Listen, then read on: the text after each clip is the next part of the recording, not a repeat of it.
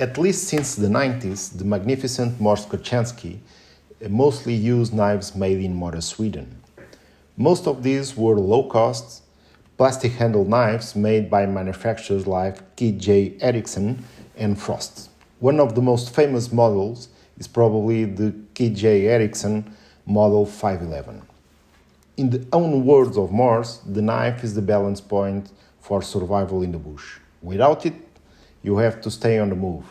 With it, you can create the opportunity to rest. Mors always made 4 changes to better match his needs to the knives. The finger guard was sawn off, the spine was sharpened at 90 degrees to allow to scrape the firesteel, a hole on the end of the handle to attach a string to help in case the knife gets dropped on the snow, and finally a hole in the middle of the handle for a wrist lanyard.